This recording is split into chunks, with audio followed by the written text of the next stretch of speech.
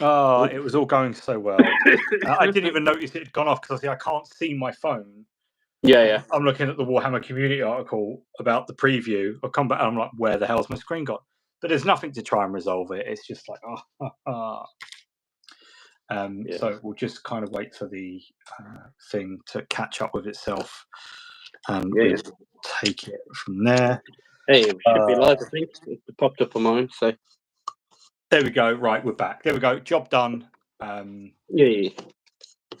Rob's back, people. There we go. Hey, I'm back. Sorry, I do apologise. Can I pop that onto that? Is it still working? Yeah. Okay. Cool. Yeah, I can see it. Yeah. So now it will actually. Oh, why did you not let me edit it while we were live last time? Oh my god, this thing. Did you see the video processing remaining time on the current video? Oh my god, I'm not sure. Please leave me alone. Stop asking me questions. Done. And we're going to save that. So the changes are saved.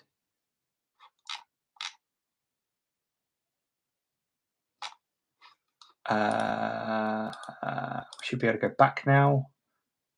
Back again. And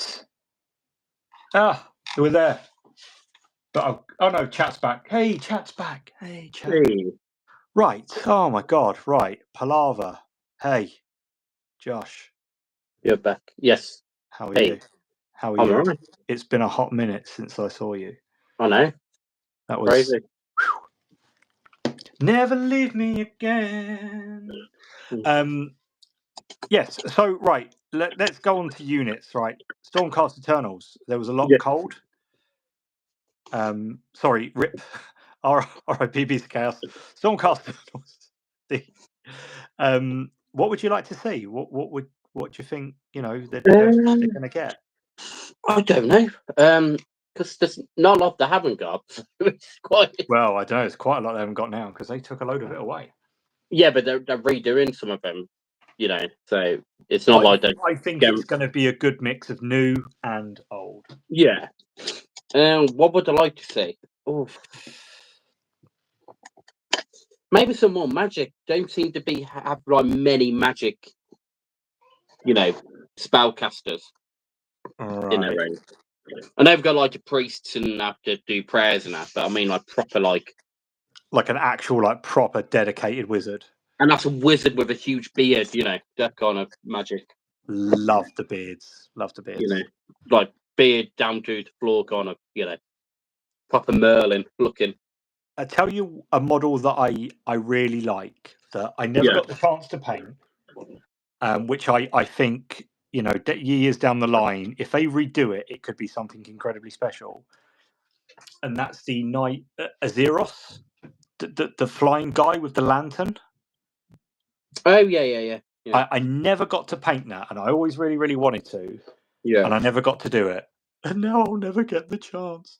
But I always really, really wanted to paint one. I think if they redo that could be an absolutely exceptional model. Yeah. I hope it's a good mix of old units redone. Yeah. And stuff we haven't seen before. I think that will help the Stormcast a bit there. Maybe a few different varieties of dragons, because they've got the massive dragons and the dragon riders. Yeah. But why don't you have, I don't know, maybe just dragons on their own, which like do different, like some shoot lightning, some shoot fire, you know what I mean? Kind of like what the Seraphon have. Yeah. Like they've got the I forget what they're called, like the salamander people. Yeah. On their own. Yeah, that could be very cool, actually. What about Skaven? Now, Skaven is a range that I think has needed a refresh for a really, really long time. See, this might be very controversial, but I'm not that bothered about Skaven. So, I'll be honest with you, neither am I. I know very little about them. It's one of those kind of like horde armies that I've never really, and I think the reason why I've never been too interested in them is because of the range needing a bit of a refresh. Like there was a lot of very dated models in that range. So don't get me wrong, I don't have much love for Skaven. No. I just don't know enough about them, but I'm glad to see them get such a big range refresh. Yeah, it's nice to see them have a refresh. But I mean, like the one they previewed the other day, I can't remember what's called. It's like that massive gun thing they released. I think I missed that. It's cool, but everyone was like losing their shit over it, and I was like, the Jezzails? Yeah, it might have been, yeah. The dudes with the really, really long guns. Yeah. Yes. Yeah, but I didn't think that was much different than the old ones, personally. And like everyone was like absolutely losing their mind over it, and I'm like, they don't look that different, really. No, but they are a plastic kit, which means they're going to be really easy to work with. Yeah. The potential to kind of alter them is higher. The detail's going to be better. But I mean, people, I don't know. I just thought, is that it? You know. I think it's. I know it's very limited what you could do with them, but it definitely needs. It's going a little toe this up to me, like rats running guns and stuff like that. Don't get me wrong. I think it's quite cool. I do try and objectively look at Warhammer, and something I said before is not every single piece of Warhammer can be for you. So I try and be like positive about stuff. Look, new models is a good thing in general. At the end of the day, I'm looking forward to seeing what they do. Whether they're for me or not, or they pique my interest or not, is completely, irrelevant. Because to someone, it's going to be like the best thing ever. And I guess you kind of have to respect that. But I am with you on this. I like maybe there were better ranges than Skaven. Like I would have liked to have seen Skaven get a massive range refresh, but are they right? Are they a strong enough faction for like they've always kind of taken a bit of a backseat in Age of Sigmar? Yeah. So don't get me wrong, they're getting their time to shine, but are they, I mean, again, this probably leads down to my I don't read the lore and stuff like that. Yeah. Very rarely do I read community articles and things like that. So I don't know, how involved they are in the story and stuff like that. I know they were. Or were they? No, I'm thinking of Gloomspite Gitz when Trug woke up. Yeah. He went with Trug. That was Dawnbringers, wasn't it? No. Yes. Yeah. Because I like these little Dawnbringer things. I wish they were just little stories they released, not little books. It's nice to have this stuff, but maybe like one book. You don't need all these books, in my opinion. Yeah. It again, this is what it all leads down to. And this is one of the reasons why I really don't play Warhammer. I just like painting the models. Books everywhere. So many books. Although, right, they're doing this big release in America. Yeah. iOS. Yeah. Games Workshop on a Games Expo this year. They're not? No. That's quite interesting because they have been there previously, haven't they? They're normally a major sponsor, you see. But this year, there's no sign of them. Whether they're just going to be there, but I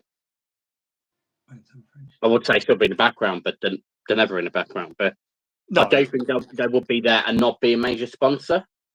It's a shame that they didn't put more of a big thing on it. Because obviously, if they're doing 4th edition, it could have been a great opportunity to showcase it. In the UK. That's what they did for 10th edition last year. So obviously, me and Josh were just talking beforehand. Now I don't watch wrestling because I'm a fully formed adult, whereas Josh really, really likes it. But I don't know who these people are. So to me, it's not necessarily off-putting, but it just doesn't interest me to watch people like, I don't know, I guess wrestlers, I know they're wrestlers now. I just thought it were people with their top off, I don't really know. You could say that about some of the influencers. If you don't follow them, you won't know who they are. Absolutely. There's a fair old amount of stuff out there that could easily be. So yeah, but let's not go down that road. No, but you know what I'm saying. You know, no, it's absolutely. Like, but then if you got someone like Henry Cavill or someone like massive who was into Warhammer. Yes, yeah, I don't watch movies and things. Like I'm not a big TV person, but I know him. Yeah. Yeah. You know, I mean, that would have absolutely lost everyone's mind if they said, "Oh, Henry Cavill's going to demo the new AOS." Yeah, but I know he's a 40k player, isn't he? But I know he's a 4K player. Bloody neckbeard. Yeah. But then he probably does like AOS as well because obviously he likes fantasy stuff as well as. Yeah. See, it could have been a good opportunity. But then he's probably too busy playing World of Warcraft at the moment. Probably, I don't know what he gets up to in his, spare time. Wait, I know he plays World of Warcraft. I know that. Does he? Yeah, because when he had his Superman cast, the director phoned him, but he was raiding on World of Warcraft. Yeah. So he didn't answer the phone. And it was the director saying he's got to file for Superman. Oh, and he's just sitting there like playing World of Warcraft. Yeah, basically, yeah. Blimey. He brings his like a whole gaming PC to sets and that, and puts them in his like trailer. Wow. And he's proper like hardcore, Nerd, love it. Yeah, I tell you what, I also want to talk about Josh G today. Yes. I want to talk to you about White Dwarf. Okay. I think White Dwarf's awful. Some aren't, depending on what's in it. But I don't religiously buy it. I have pre-ordered the 500th edition. Right, good. I'm glad you said that. Now, the reason why I brought this up, Josh. Yeah.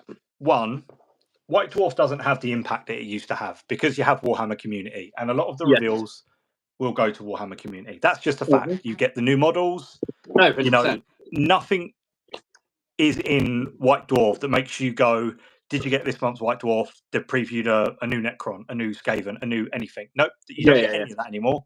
It's for people that want rules and a little bit more information and miniature codex, which in a respect works fine. Yeah. For someone like myself that doesn't play, it's completely irrelevant.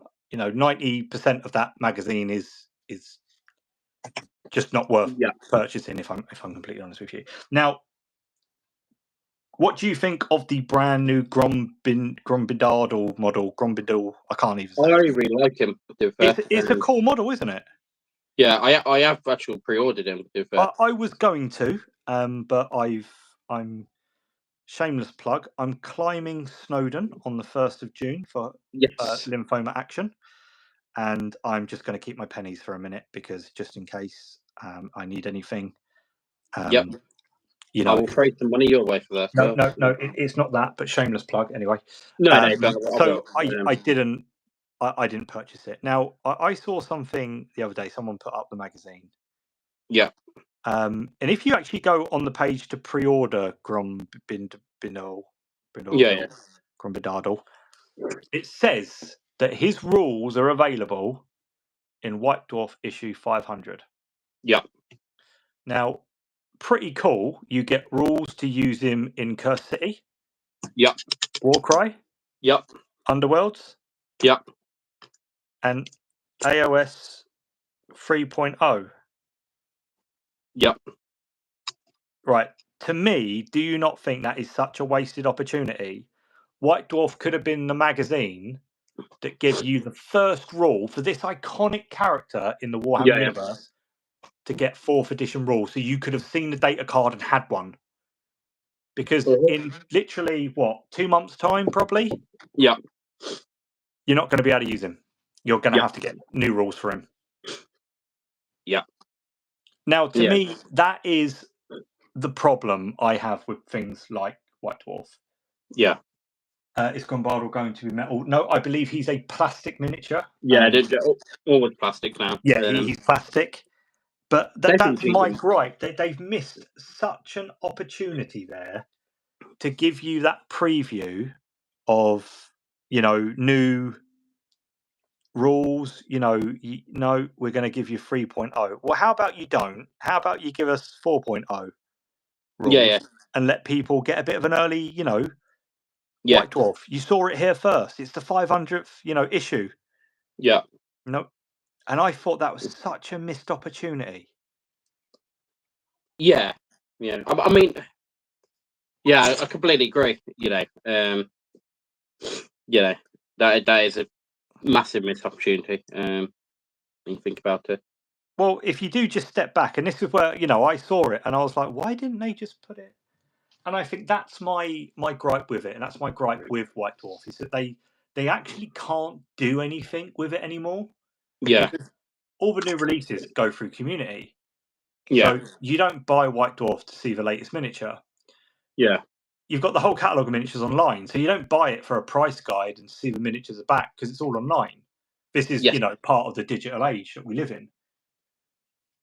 Battle reports. Well, the battle reports go on Warhammer Plus, and there's so many other countless things out there that do battle reports better, more streamlined than reading it. It's like reading a porno. It's awful. You know what I'm saying? Yeah. In a bit, out a bit, in a bit, out a bit.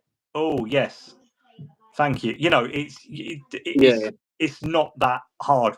When you watch a battle report, you can see people get excited. You can see people fudge their roll.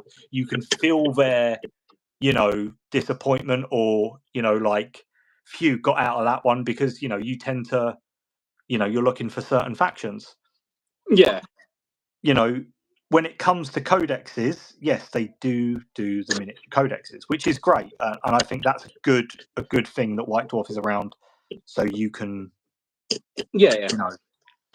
But I think aside from that, I think it really struggles. I think they also should include what's going on in the Warhammer, like local communities, and what people are doing. I would love that. It's like, okay, the Hobby Heroes, for example, they did one small article on it. Yeah. And that was it. Now, I know that's not yet, and I'm not going to say too much about it because we don't know. Can I? I don't know. Can we? I think you can. Okay. Well, look, for those who didn't know, Josh, the very man you see on screen, was actually voted one of the Warhammer Heroes for 2024. I was. Yes, thank you for everyone who nominated me. He's going to be going to Warhammer HQ. They're doing a little award ceremony for him. No, correction, we're going to Warhammer HQ. Yes, we are. And we're going to get on it, me and you. Yes. Because if there's one thing I like more than painting miniatures, and Josh knows this because I've called him drunk many times. Yes. Is getting drunk. And I don't get drunk. I like a beer. So, but like to see it, that type of thing, the people that make a difference to the community, I think would be such a good thing. Yeah. They could do like one article a month or something of, people who, or if you go to, I don't know, say Lincoln or something, here's what's happening in the... Almost like a bit of almost like a travel guide. Think of the people that move to places and, have no idea there's a gaming club there. Yeah. Like, it would be so helpful to have that and, draw a spotlight to these independent people that run their games. Yes. And highlight that. And it's a shame. I would be really, really interested in that. Because I bet you there's gaming clubs around my way that I've never heard of. Oh, 100%, The only one I know of that seems to do quite well, and that's because people from the local Games Workshop do go there, is the Egham Tabletop Society. Yeah, I'll say that one. But that's the only one I know of. Yeah. I mean, in Lichfield, there is literally one tabletop gaming club. I mean, there's a few like board game clubs. Yeah. But otherwise you have to travel. Yeah. See, it would be nice to see what they what you can do. Do they allow you to paint there? Is it just playing? What you need. Such a missed opportunity, and I really do. So, but I think if they only did that in White Dwarfs, it'll probably encourage people to buy them more. Personally, well, that's it, because you would be like, oh, that's my area, and draw people and stuff like that. Daniel said, sorry, that's what generals used to be all metal, didn't they? I think ages ago, yes, they did. Then they moved over to resin. Some of the like Black Library characters or commemorative models started off as resin, and then they moved over to plastic miniatures. Some still are resin. I think like Eisenhorn, he came out 2 or 3 years ago. He was resin. There was he? I believe so. And then like Sly Marbo, that was another one. He was resin. There was he? I didn't realise Sly. I thought it was plastic. But... No, he was a resin miniature. But now they are moving. I think he's a bit of a one-off model though, a bit of a celebratory miniature. So it's a little bit, I tell you what, I did think it was a good nice little touch. I don't know whether they did it on purpose or what, not, but Bernard Hill died last week. No. Is he the one that makes the rice? No, that's Uncle Ben. Right. Okay. King I'm getting severely mixed up here. Your favourite film, Yeah, my favourite film. I watch it all the time. Obviously, Bernard Hill died, who played King Fearden. I think it was last week, maybe a week before. But obviously, they've done it this week. They've done like a pre-order of the King Fearden old model. I did see that it was all Lord of the Rings stuff up for pre-order. Yeah, so I thought that I don't know if they did that because he died or not, but I thought nice if he is. I can't place the actor. I got to admit. But I don't really know. I mean, there's no even point me. Hang on, let me Google him because this is going to. Hang on, let me finish this and I'll Google him. He was doing someone else famous, which I can't remember what's called now. But I just thought, I don't know whether he did it on purpose, but I thought it's a nice touch. He passed away, and you can get his old model. Yeah, that's nice. I like stuff like that. I mean, there was no mention of him in the article or nothing, but hang on. What's his name? Bernard Hill. The actor's name was Bernard Hill, actor.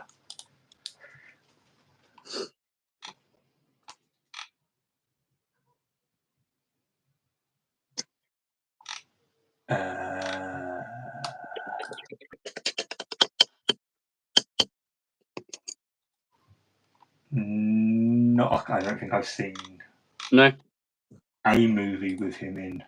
No, okay.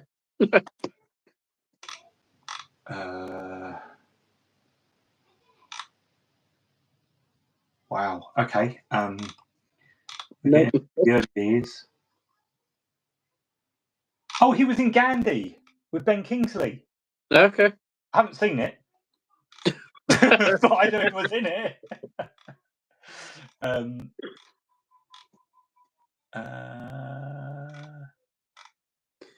just okay, cool. Yeah, good on him. Good old Bernard. Nice little touch, Warhammer. They're all they didn't acknowledge him as but I think it would have been nice, King Fearden said in memory of so to commemorate we're releasing. Yeah, that would have been nice. A bit of acknowledgement. Yeah. Because it's obviously done on his likeness, isn't it? Yeah. Obviously, it's based on King Fearden, isn't it? Do you know, I was just about to say that it was based on King Fearden. Yeah. The other thing I'd like to see in White Dwarf is I like it when they do like armies that people have made themselves. Yes. But do you know what I thought was really, really cool? When they used to show you how to make little bits of terrain. Yes. That was cool. And even like just have little templates that you could print out and cut onto cardboard and do the only issue with that now is 3D printing's killed that off, hasn't it, really? Yeah, but I mean, if they give you a little cardboard template to cut out, and you could just stick on like the outside of it, like so many people still love cardboard scenery. I love cardboard scenery. I think it's great. Yeah. Eric's Hobby Workshop, and I do love Eric. He's a really, really lovely guy. He's always taken the time to chat to me and stuff like that. Yeah. He did a video the other day about doing cardboard scenery. Oh, well. It's fantastic. It's really, really cool. Don't think I follow him actually. I need to follow him. I think. He is way older than 34 years. What Grimbidardial? Now the reason why he looks older is because dwarfs are smaller, so there's too much time. So I don't know. It's probably like cats, isn't it? It's probably like 7 years to a normal dwarf year. So, Daniel, thanks for popping in. Sorry about technical difficulties. Thanks for sticking with us. See you next time. God bless. Take care. Enjoy. Thanks again. Yeah, so there we go. Now, Fire Slayers. I wanted to ramble on about these guys a little bit as well. Yep. The range of Fire Slayers. Now, I don't know if people in chat or are listening. If you have an opinion on these, maybe you're watching a little bit later and you do play Fire Slayers. What do you think of the range? Well, me personally, yeah, they could add a lot more to it. I mean, I am starting a Fire Slayer army. Mainly because I do enjoy painting them and they're quite quick to paint with contrasts. Yeah. But I've always been a massive Dwarf fan anyway, so these are like my first ones, so it's definitely very cool. Now, me and Josh were chatting in the week, and they have listed on Games Workshop. It's 17 product lines. Yes, and we'll go through them really, really quickly. Let me just pull them up. Let me just go on the Games Workshop. There it is. Age of Sigmar. And we'll just go shop. Age of Sigmar. Order. Fire Slayers. Now, they are... So, 17. There's 17 items listed. Now, one of those is the scenery piece. Yeah. So it's pretty cool. It is cool, and I'm glad that they've got their own scenery. We spoke about the trouble or the problems I have with scenery in Age of Sigmar. I think the Age of Sigmar scenery range is awful. It's all well and good, factions getting their own bit of scenery. The problem is, if you put all that down on a table, you don't have a cohesive battlefield. Yeah.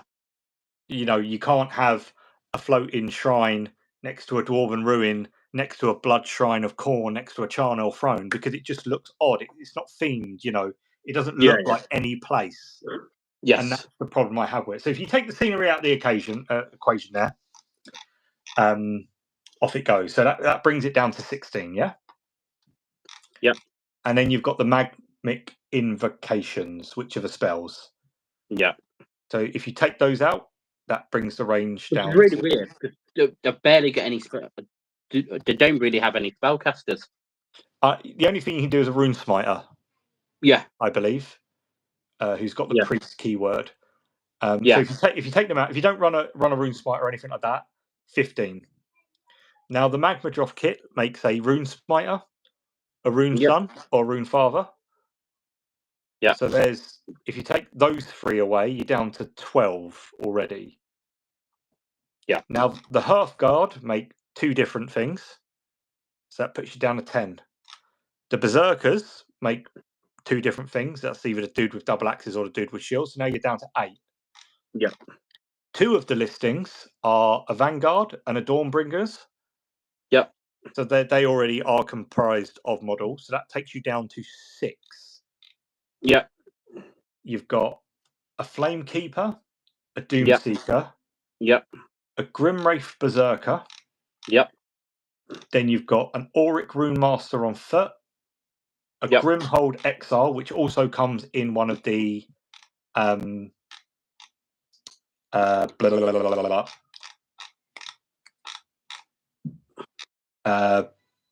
Fjord's Flamebringers. Yep. And then you've got the Volkrin Flame Seekers. Sorry, my math's a little bit off there. 7. You've also got Gotrek as well, which I don't think really...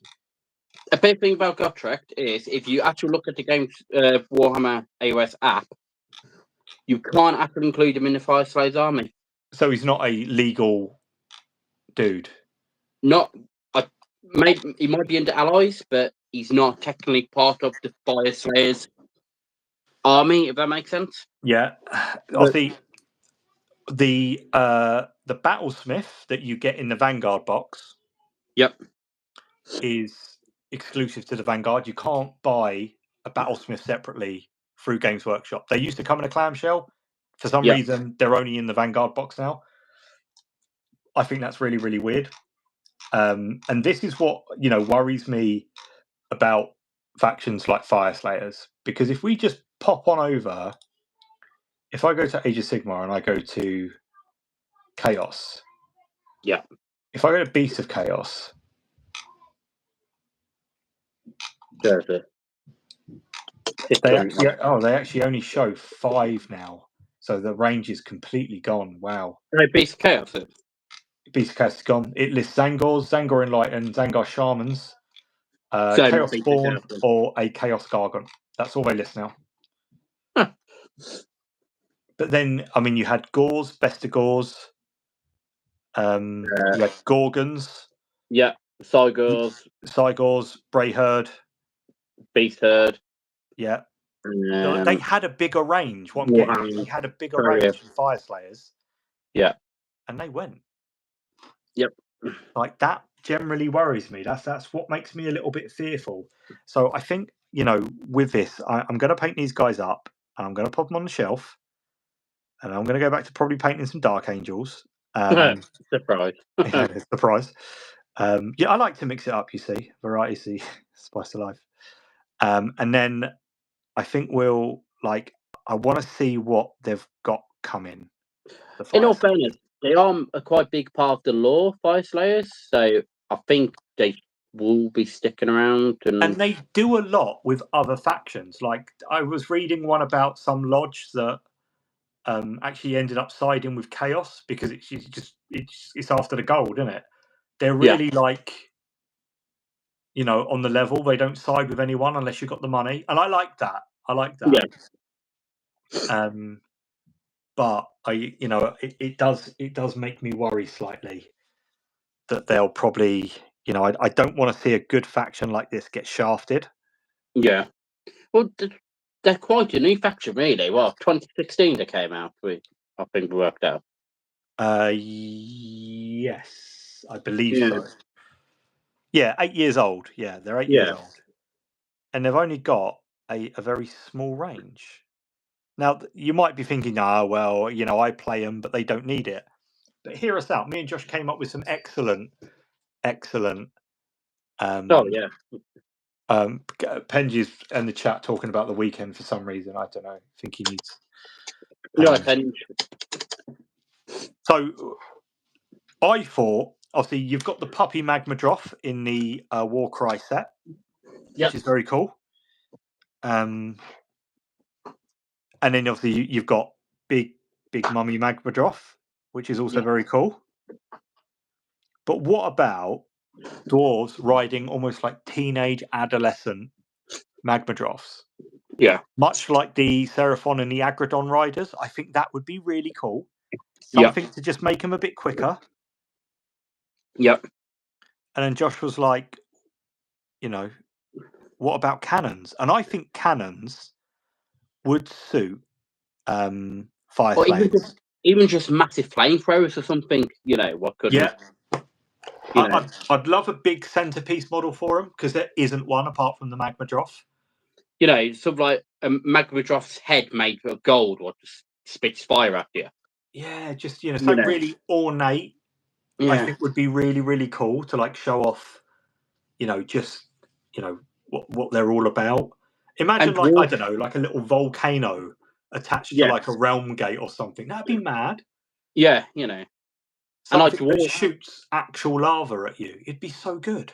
Magmadroths riding chariots pulled by Magmadroths, and because if you want a Rune Father, Rune Son, or Rune Smiter, you have to buy the Magmadroth kit, I believe. I think you can get tell a lie. If you go back to order, go to Fireslayers, I think you can get one of these. Oh, that's an Auric Rune Master. Sorry, not a So yes. I think in the Magnadraft set, you can build the one on the Magnadraft and the one standing. So I think you get them on, but you have to buy the Magnadraft kit to get that. Oh, 100%. Yeah, you have to spend 70 quid on them. I think you'll find you actually now have to spend. Yes. Wow, 70 quid. 70 quid, yeah. What? Gee, I remember when they were in stock collecting boxes for 50 quid. Yeah, I know. Mad, isn't it? Jesus Christ. Yeah. Wow. Okay. Talk about, the hobby going up. Fuck me. Yeah. Okay. Wow. That's put a spanner in the works for everything. And that'll probably be even more expensive next month because of the price increase. Yeah, the price increase goes up for everything, not units made after the price increase. Remember that, people. Yep. I think that's awful that they. I know they're a business. Fine, they make record profits every year. Fine, you need to please your shareholders. Fine, that's the nature of business. My gripe with stuff going up is that it isn't just stuff produced from that moment onwards. They actually backdate their prices to all their existing products, so they actually make a higher profit margin on something that cost them less originally because they just reprice stuff in the store. I think that's awful. You should have to sell out, and the next batch is at the higher price. You shouldn't up the prices for everything. That's I think that's rotten. Yeah. So that's just my opinion on that one. Anyway, but yeah, I don't know. Wow, it just seems like the range is a bit mismatched with how you get stuff. I mean, if you want if you want a Battlesmith, you can only get them in the Vanguard. You have to spend £85 to get a Battlesmith. Yeah. I think they just need a little bit more of diversity, just a couple more units that can do a couple of things. Yeah, definitely. Yeah, they definitely need more range. I know dwarves are like melee based, but yeah, but they also have the half guard, which do shoot. So they do shoot. But I think it's only like an 8 or 12-inch range, something like that. It's not like. No, it's not far. You can't snipe someone across the map, kind of thing. But it would be nice to see what ogres have with Skyfire cannons and stuff like that. Yeah. You can either build one that does maybe like one shot that hurts like hell, or a shot that fires like little peppered bits of lava that does hardly any rend but lots of little damage. I think that'd be great. Yeah. And then maybe like a little hero that you can put with them to buff them. Yeah. Like someone that could just buff your shooting. But imagine a vice in a chariot with like a built flamethrower who goes super fast with the magma. Yeah, being pulled by magma drops. That'd be wicked. And he can just get up it, so he's still close, but he has got like, I don't know, say an 18-inch range of his. But just having a little bit of something to diversify the range. Yeah. Maybe all of a sudden, range, you do double damage. You're going to get people that go, oh, well, if I can do a shooting Fire Slayer's army, or no, I'm just going to do a melee Fire Slayer's army, you're actually encouraging people to mix and match a little bit more. Yes. Cannon should always be in any sort of dwarf army. It was always been back in the day. Yes, absolutely, 100% agree. Dwarves suit cannons. Yes. And they should definitely have that. But even bring the it's a Vultrix, the Magnadraft god. Bring in a big centerpiece model. That'd be wicked. If you have Kraganox and some of the other dragons, why not have the Salamander one? And just have it like it is a massive model for you. Yeah, bear with me just 2 seconds. I just need to grab a little bit of water. Yeah. 2 seconds. Here's what mine looks like. Paper.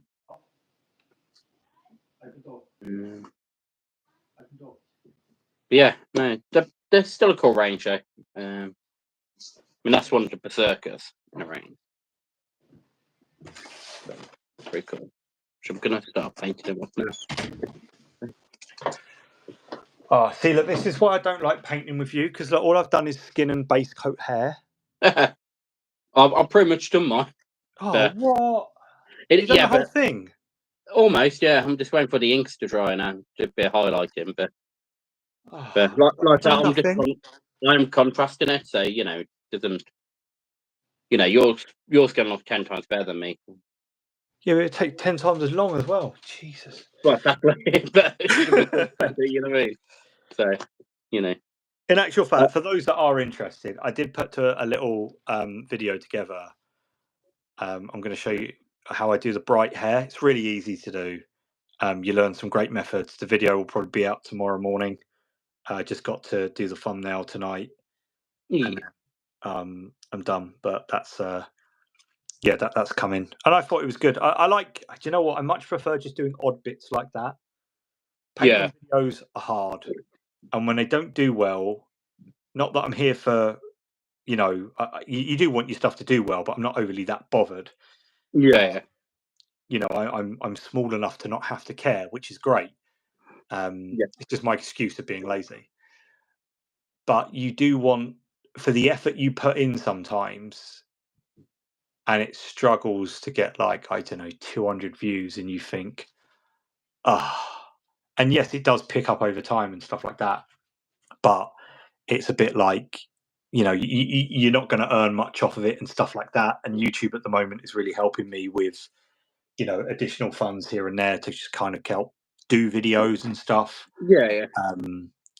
Sometimes it's not cheap. I have to buy stuff for videos, and it does help mitigate that cost. I prefer videos where they just show, a sample, or here's how you paint the hair. Because someone like me, if you watch a whole paint video on one model and you just want that little bit, yes, you get lost. It's much more palatable for someone like myself and a studio of my size to do an odd bit. So that's why, when you look at a lot of the videos that I do, it's, I don't know, how to paint orange robes, or how to paint this hair, or how to just, when I do my Dark Angel stuff, I show you a bit at a time. It's always the armor. I don't show you how to do the other stuff. The other reason why I don't do that is because I like people to make their own mind up about their colors. I'd never want, a 1-to-1. Yeah. Sure, if you ask me, I'll always tell it. I guess, sometimes, and I've spoken about this in the past, sometimes people are just absolutely awfully rude to you. They're like, recipe, ? And I'll always take the time to explain it to them. Even though really I should be going, is there a fucking please on that? The way people speak to you online sometimes is awful. And you don't get a thank you or anything like that. It is disgusting. Yep. But I always take the time out to answer every question. One thing I'm very proud of is I have no outstanding comments on YouTube. I answer every comment, whether it's good, whether it's bad, whether it's critical, whether it's polite. I love it. This sounds our challenge for everyone, guys. Just bombard him with comments. Yeah, please do, because it actually will help my stuff majorly. Yeah. We'll just comment random sentences on you. And it's just if you missed one. So it's much easier for me to go do one thing, let it sit there, accumulate over time. It doesn't take too much time, too much effort to do, and I can focus on the stuff that I, is my forte, and I can get through and stuff like that. It's like on my, I don't know whether you've seen in the group chat, but I've been building up the Stalingrad box set, which my brother gave to me years ago. Which there's a new bolt action coming out in September. So yes, there's a new edition coming out, isn't there? Yeah, so I thought, give me a good chance to build it and paint it. But trying to find tutorials for a quick, easy Soviet color scheme is it's a nightmare. Yeah. Most videos are 40 to an hour long, and it's like, wow, what? See, it's too long. It's too much. It's or they go, obviously, I know historical things. Everyone wants them to be absolutely perfect, accurate. Yeah. Because obviously they're historical, but yeah, that's the beauty of having it. You can do stuff like that. Yeah, I mean, but they are a lot smaller than Warhammer. Look, if you put them together, and they are still game pieces, and some people might just want to get them painted. Yes. Yeah. So that's something that you need to take into consideration. Not everyone wants to spend ages painting their army and stuff like that. Some people just want to get stuff done. Well, most of the Russians didn't wear white camo. That's the funny thing about it. They didn't wear white camo that much for the Russians back in the day. Yeah. Which is a bit silly because obviously they live in a certain country. But there must be a reason why. But most of it was sort of a greeny kind of grey colour. As soon as you said White Russian, I thought, yeah, go on then. Put one of the fancy straws in it and all for me. Yeah. But no, I'm looking forward to painting them up. I mean, they're a bit of a pain to build, I have to say. Really fiddly. Because there's no like guide to, this said hands go with this gun. No, it's like, just pick whatever, but then. Yeah, they're very different kits to Games Workshop, aren't they?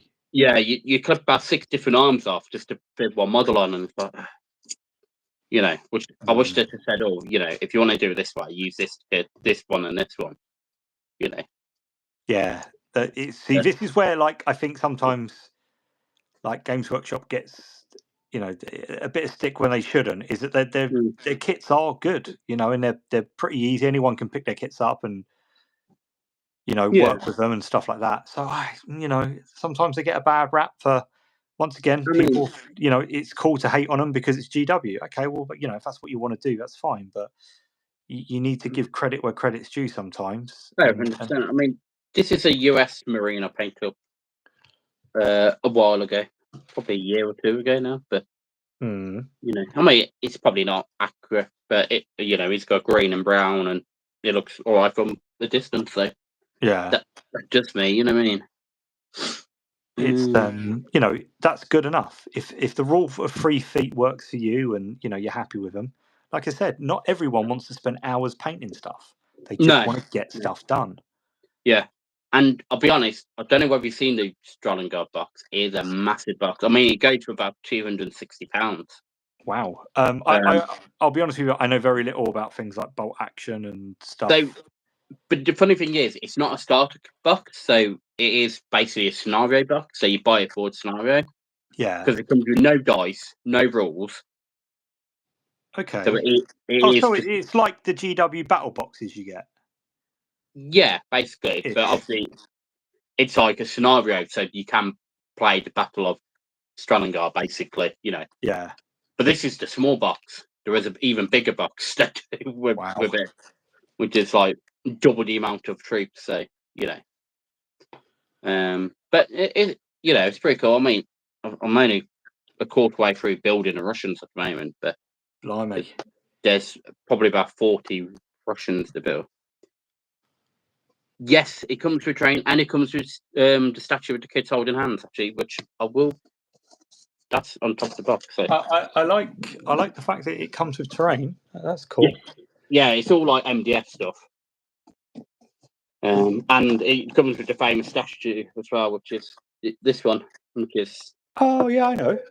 Yeah, which is kids holding hands, the crocodile in the middle, which is a real life statue. Actually, it is. Yes, absolutely. That's cool. Yeah, but it's half resin, half metal, which is really weird. But just to come with that. So yeah, that's pretty cool. It's cool. I like stuff like that.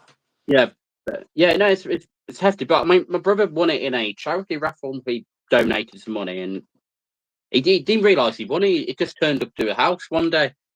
Well, I just went, there.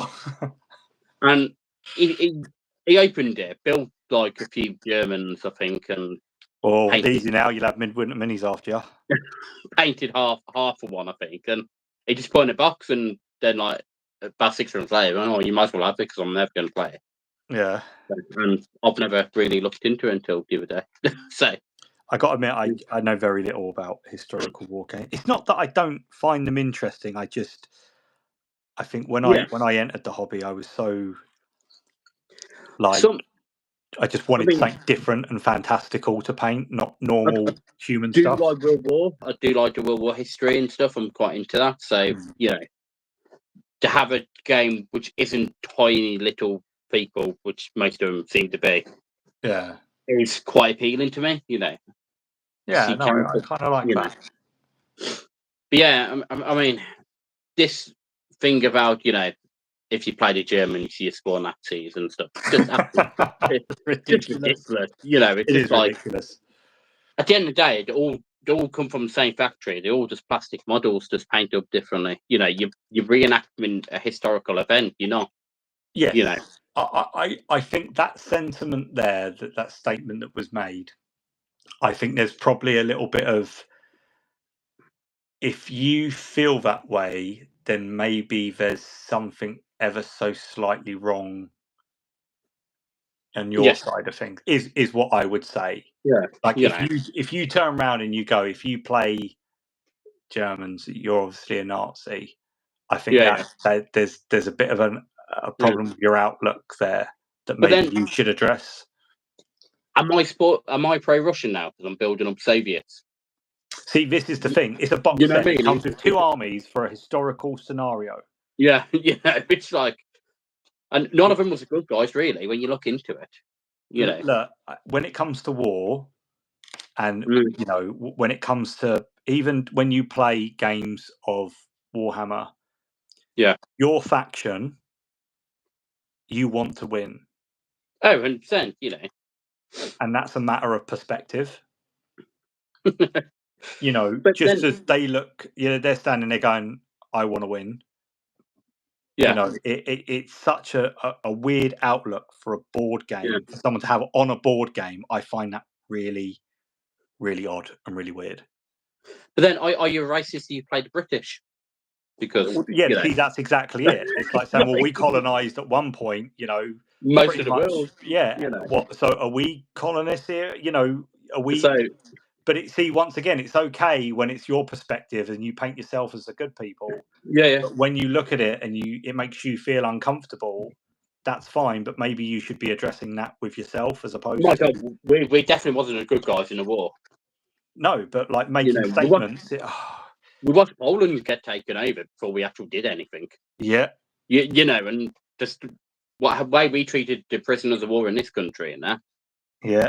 That doesn't get mentioned often, does it? It's an odd one. So, and that's, I'm not going to go into it. I think it's a really. No. I'm going to roll the fuck me dice actually to see if we can get one. No, it was a 2. There we go. Hey. Yeah. So, I mean, if you enjoy historical war games, just play them. It doesn't matter what side you are. You're there to have fun and play history, really, aren't you? Exactly. Just don't be putting on your uniform and that. Well, I mean, if someone came to like a club with something dressed in a full like SAS Nazi kind of uniform, I'll probably ask them to leave. You know what I mean? Yeah, you'd be like, everything all right at home, Jeff? Right, mate. But so, I can't see that happening. Anyway, moving swiftly on for the reading Warhammer. Yes, Warhammer Fire Slayers. Yes, I did a bit. Josh did a whole one. Yeah, pretty much. But Rob's going to be 10 times better than mine. But... Yeah, but it's going to take 10 times as long. We're going to talk about this. Yeah. So it's the last one I've got to do. I think after this, I'm gonna do my finish off my Eskurgan True Blades. Well, I am going to paint Drunken Fritz for Moonstone. Who? Drunken Fritz. Ah. He's like one of the the old German mercenaries who wear the brightly coloured outfits and that with a massive sword. It's basically one of them, but it's the limited edition drunk version of him. He's got like a stein in his hand with beer in. And I'm doing it. There's a scenario in a book called "Go Home, You're Drunk," where you basically have to guide him home while other people are attacking him. Oh. Yeah, so I'm going to paint him up for next week, and which should be a fun little project. Nice. I might even enter him for Moonstone May. So yeah. Hey. Which I haven't entered this year, but I mean, some of the competition there is absolutely mental. Like people are doing some amazing stuff with the Moonstone miniatures. Yeah, and it's only going to get better because there's such a fantastic range. You've got so much character. Yes. If you like fantasy miniatures that are really quirky and charming, yes, Moonstone, Goblin King Games, check them out. Really, really cool. Yeah, they are. Well, they are my favorite. It's my favorite game. So it's yeah. And if UK Games Expo on Saturday, Sunday, I'll be at the stand helping out. So there you go. Josh will actually be a little Moonstoner. Yes, and if people want a demo, come find me. There you go. Go see Josh at UK Games Expo. Yeah, and I will give you a demo if I'm free. There we go. Yeah. Or he'll challenge you to a sack race. Maybe not that, but I'm pretty sure someone will there. Look, it's online now. It's the truth. It's gonna happen. So we're just going to walk past him and throw a sack down. If you're like, race me. Yeah. Here, I'm going to go walk. Yeah, softly. And if anyone is a Games Expo and want to just pop in and say hi to me, I will be at the Moonstone still, so feel free. Yeah, and if you are there, enjoy it because it's fantastic. There we go. I was going to try and come this year, but I've got washing your hair. So probably, yeah. What's left of it? Yeah. Yeah. No, it's great fun. But you did. I was proud of you for going to Sloop this year, though. Yeah. Well, I penned with me, didn't I? So we were good. Yeah. So I was quite proud you did do something. I rocked up. Let's put it this way. We went after about 5 pints. I went there, and then, we annoyed Richard in Furo Miniatures at the Green Stuff World stand. Yep. Annoyed Joe at Encounter Train. Annoyed Richard at Rock Miniatures. Yep. Did it all again. Then went back to the pub. That's all right. Yeah, it was good. Yeah, it was really good actually. So, no. You enjoyed yourselves, and it was good company. No, we saw a lot of cool stuff actually. Yeah. I did put out a little video on Salou, and I think now that I've had time to kind of digest it all, I think people that were there for an honest reason were really like it was good. Yeah. However, a lot of people, and I will say it did appear to be a lot of the historical war gamers, they had these amazing tables set up. Yeah. Absolutely stunning. And my camera's gone again. Oh God. Yeah. Yeah, they were amazing. They were set up that it was absolutely, but you would express an interest. You would go up to the table in the hopes that they would, someone would go, "Oh, in a minute, mate," or "Hang on a minute, I'll be with you 2 seconds, lads." Nope, they didn't give a fuck. They were there. They were playing a game with their friends, and there was nothing that you were ever going to do to change that. Unfortunately, a lot of historical war gamers are a bit like that, from my opinion. They weren't there to sell a product. They weren't there to represent a game. What they were there is to play a game with their mates. That might as well have been someone's living room. Yeah. And that's exactly how they did it. So it was found that a bit like at the Games Expo last year. Actually, there was a few people there displaying historical war games. You sort of have a look, but they completely annoy you. Yeah. And it's a shame because you want to talk to them about these amazing tables that they're playing on and stuff like that. Yeah. There was nothing. You might as well not existed. Yeah. It was really strange. People that were there that were did a specialist thing. Was great. We saw some people that did resin, salmon miniatures. Did put stuff up in the Salou video. Lovely guy. Chatted to him for a little while. They did latex and resins and stuff like that. Just a pleasure to talk to. Took the time out to just chat away. You couldn't have asked for anyone better. Joe from Encounter Train is Joe from Encounter Train. He's fantastic. He's a lovely guy. I've known him for a while now. We've been out together. Got drunk together. I have a lot of love for Joe. So, it was always great. I met his mum. It's fantastic. Richard O'Keefe, Rock Miniatures were just on the level. He goes to a local gaming store. Nice guy, again, on the level. Richard, perfect. Inferior Miniatures, Green Stuff World, was just the loveliest person to speak to. Probably a highlight. My favourite part of Salou was chatting to him. Such a lovely, passionate guy. And then if people weren't kind of queuing up to see an influencer, people just didn't really seem to care. What was the busiest stand though? Would you say? It was what, sorry? What was the busiest stand? Honestly, it was probably between Moonstone, Goblin King Games. Yep. That was rammed when we walked in. Yep. It was rammed when we left. Yep. And the Tooth and Coats stand was looking pretty healthy too. Was that because everyone wanted to vote of Duncan though? Or absolutely, 100%. Yeah, so So Goblin King Games was the busiest store there. It was apps. They had a really good spot right by the entrance. So if you came in and did a right, they were the first stand you came across. Yeah. But it didn't matter, because if you did a left, they were going to be the last one out. You were going to see them, and they had a ton of stuff there. They looked really busy. The queue was like 2 or 3 people deep. I didn't want to queue up and wait because, once again, lazy. And I just wanted to get back to the pub. And yes, it was. Yeah, they were pretty heaving it. The other one that looked quite busy as well was a stand for a game called Bushido. Yes, yeah, I've heard of that, and I've heard good things about it. Yeah, they did some cool bits. Yeah, and so it was. Yeah, no, it was good. I'm glad I went. I'm glad I went with Penge. He was great. I don't think I would have lasted very long on my own, because it felt really weird just walking around filming stuff. Yeah. Like I haven't got it in me, I don't think, to do that, because I'm quite a private person in that regard. Yes. Yeah. So it was odd, but again, I enjoyed it. It was great. Yeah. It was a good laugh. It was good fun. We had actually a good giggle. Then we went back to the fire station again. We had another 4 or 5 pints of Guinness. We left very merry, and it was a really lovely day actually. So yeah. That's good. Yeah. Yeah. So, I mean, I'm going to have to try and get your Games Expo one year though. I would obviously I'm doing fundraiser on the 1st. Yeah. I've got a bit of training to do. I actually have my daughter's birthday. Sorry, Josh, just out of curiosity, when is UK Games Expo?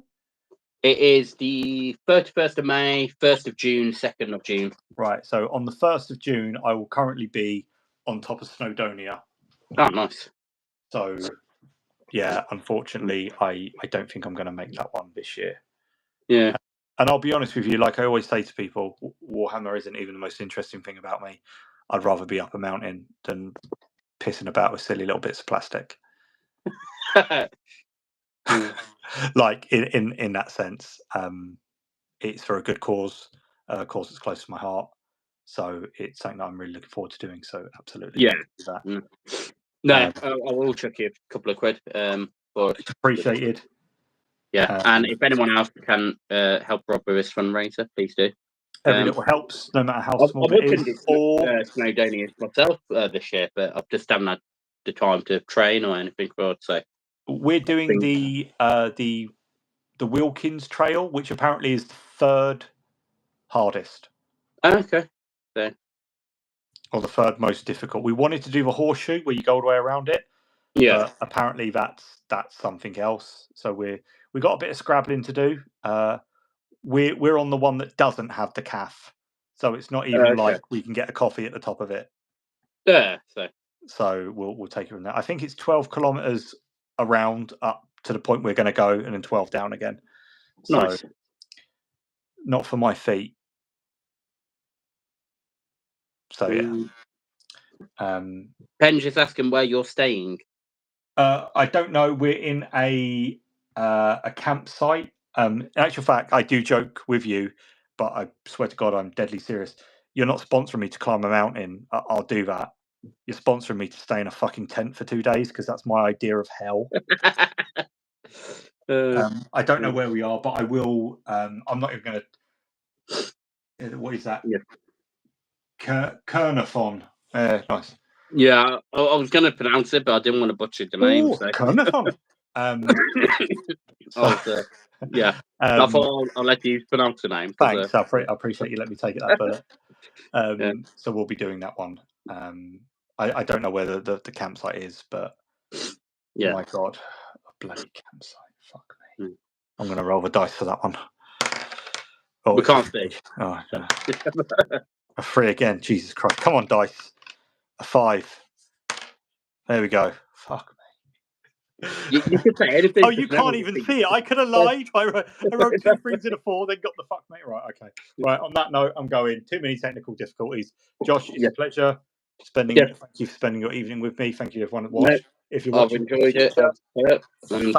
Well, here's what I've done tonight. It's mine. I'd show you mine, but I can't. Yeah. So pretty much 1 5 today. broken axes, are they? I can't remember the name of them. A chosen axes. Chosen axes. Sorry. The chosen axes. Yeah. I know something axes. Yeah. And I got skin base coated and washed, and I got the beard base coated as well. Doesn't seem like I've done a lot because, in all honesty, I haven't. There's still a few highlights enough on the axes, and I need doing that. But the majority of it's done top standard. So good. Yeah, it looks all right. Nice. Yeah. Good. Yes. Pop up some pictures, and I'll stick them up or whatever, and we'll take it from there. Right, I'm going to go and walk the sausage dog. Yep, you enjoy that. Once again, Josh, thank you for spending your evening with me. To everyone that popped into chat, watching, a pleasure. Thank you very much. We'll probably be back soon. It's not going to be that long. If it's not next week, it'll probably be the week after or something like that. We'll try and do one after the UK Games Expo, so Josh can tell us about it. Yep. And we'll take it from there. Yes, definitely. Cool. I like it. Stay tuned for the Fire Slayers orange hair bright tutorial thing that will be coming out tomorrow. Hey. Awesome. That's it. Right. God bless. Take care. I'll see you next time. Bye.